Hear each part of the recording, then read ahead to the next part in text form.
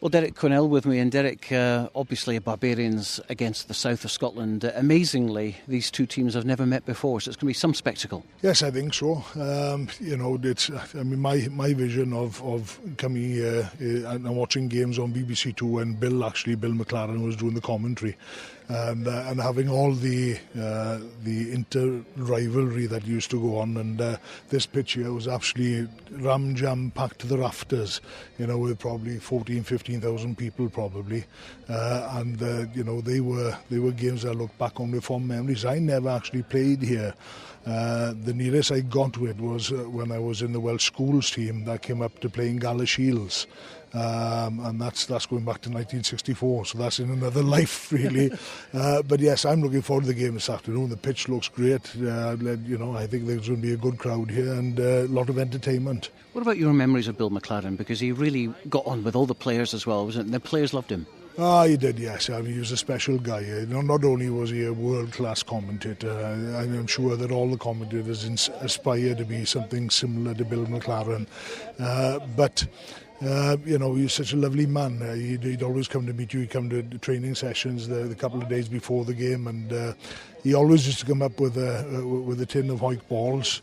He always used to go to Gareth Edwards first. I don't understand that, but Gareth had first choice, and then the rest of the boys afterwards. And but he was a special person, and he knew everything about each player, each individual player. He had all the stats, where they lived, who their mother was, who their girlfriend was, or who their wife was, or brothers and sisters, and so forth. Or both even, yes. But he was a real super guy, and somebody that we all miss. Now, the Barbarians epitomise what is great about rugby, the free-flowing game, throwing the ball about, and the discipline. Everything about Barbarians is just a wonderful thing. And it's great to see that the tradition, even in the professional era, is still going strong.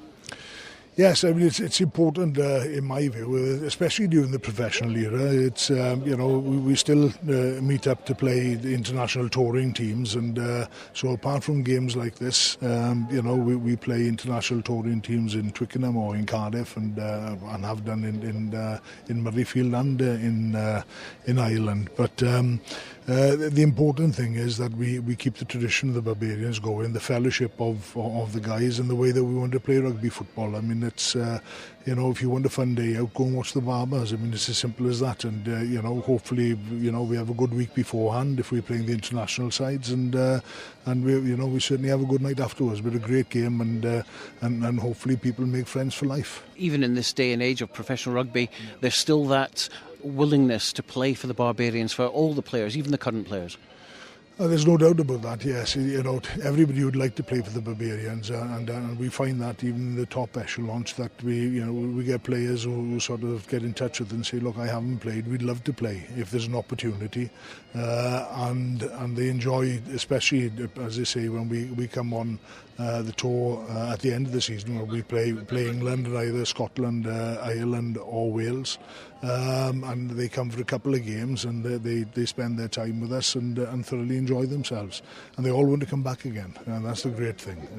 Well, rugby is all about passion, of course, and if I can turn to you personally, I remember when I was a wee boy watching you get your first cap, and it was something like 2 minutes into injury time, I think it was, and there you were, willing yourself to get onto the pitch, throwing people aside so you could get on the pitch and get that Welsh cap, and it showed everybody what it all means to not just play for your country, but the passion involved in rugby union. Oh yeah, I'd already been on the British Lions tour then, and I was uncapped, and coming back the following season there was the opportunity of getting on the field, and you never know, you might get injured or you might not have that opportunity again, and if there's an opportunity to play for Wales and get on the park, then you move heaven and earth to do it, and that day I think I had to. There was a lot of people in the way, and I knocked a policeman's helmet off, and I've been buying them pints ever since, and I'm not sure if the same policeman keeps coming up to me and saying you knocked my helmet off, but yes,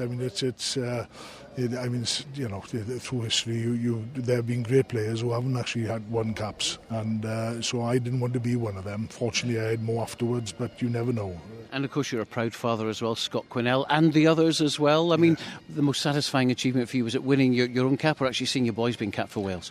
Oh no, I think to watch the family follow in your footsteps, and it is terrific. The only thing is that when you're actually watching your sons play or daughters, whoever play international, following anybody's footsteps, there's nothing you can do about it. All you do is sit in the stand along with everybody else, and they've got to carry on and do their own thing.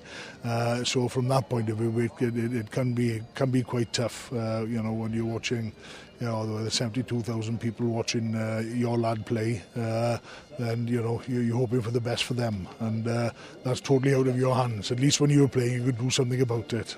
So that was it was easier playing. And just finally, we've got to talk to you about Wales doing so well in the World Cup. Can they go all the way? Well, they're one step away from it.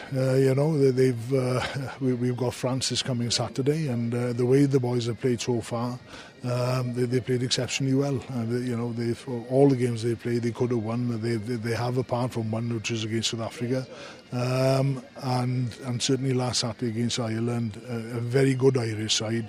They played particularly well and scored 3 tries, and the defence was magnificent. So there's no reason at all why in the 50-50 game this coming Saturday that they can't make the World Cup final. And then, it's 80 minutes. But we won't get ahead of ourselves. Let's get there first. Derek, lovely to talk to you. Pleasure.